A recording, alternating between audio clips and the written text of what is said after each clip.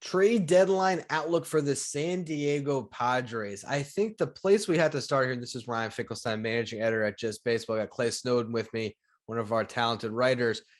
Are they going to blow it up for Juan Soto? Because if they do, the thing that kind of boggles my mind here is, let's just say the Cardinals were to add a Juan Soto. I see the vision of how they can win their division.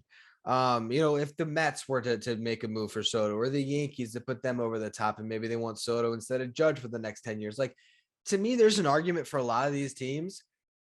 Obviously, you add Juan Soto, it's great, but I don't know if Juan Soto like really changes what the Padres look like in the play. I mean, obviously he does, but to me, the problems will still be there, and they're still clearly inferior to the Dodgers in that division.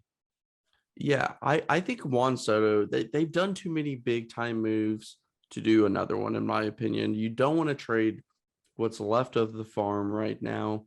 They do have some attractive pieces like a James Wood that they could trade, Robert Hassel, Luis Camposano. But I think it's really important to hold on to those pieces right now. And it all boils down to, Trent Grissom is just not good enough. And the roster, especially the outfield, is just not good enough.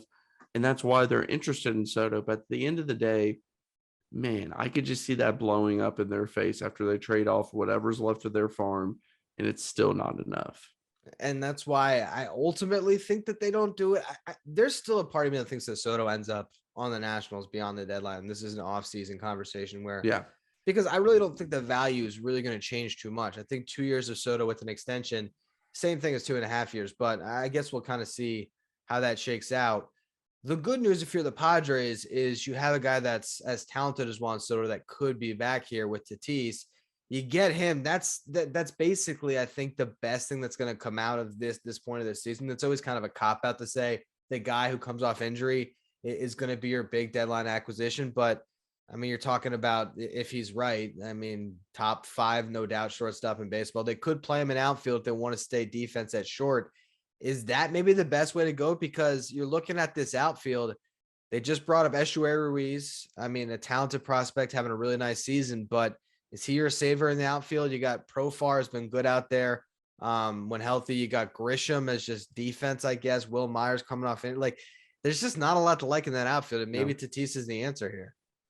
Yeah, I think putting Tatis in the outfield and DH from time to time is what's going to be best for him in terms of health and not having to make, as many plays that could make him, get injured. At the end of the day, this outfield just lacks something.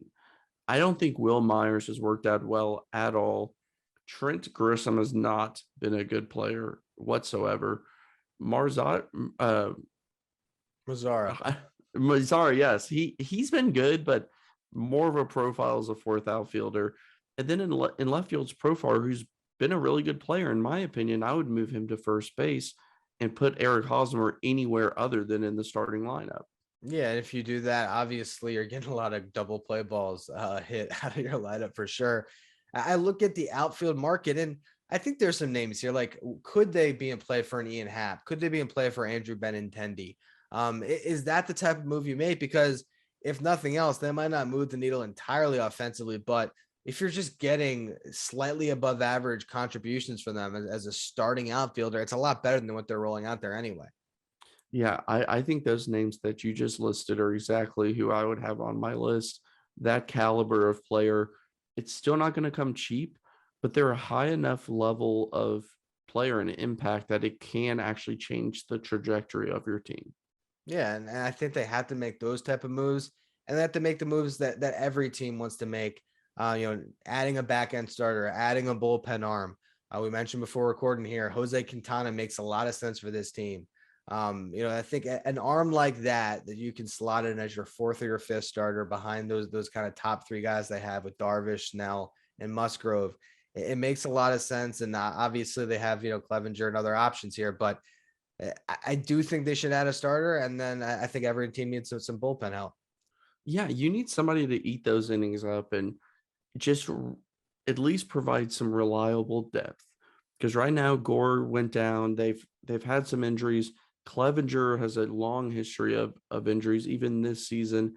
I just don't want to see a team like the Padres, who are kind of positioned in the middle of their contention window, to falter because they weren't willing to go out and get somebody who can at least provide starting depth in the rotation. I'm not relying on Nick Martinez and Clevenger's health and just rolling the dice and hoping that we can get to October and see where we are then.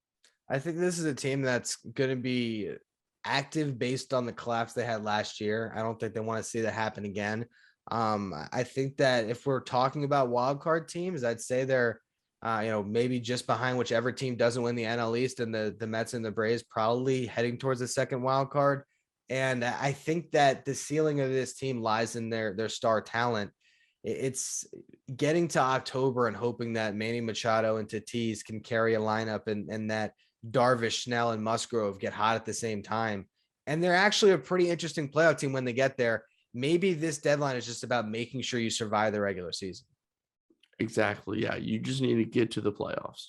Get to the playoffs in position. And if they do that, I think they're still a fun team to watch. That is our outlook on the San Diego Padres. Make sure you're tuned in to the Just Baseball feed for everything we got going on justbaseball.com when it comes to the deadline. Look at our YouTube at State of the Division, our podcast feed at State of the Division. We have outlooks on each of the 30 teams as we head into the August 2nd deadline.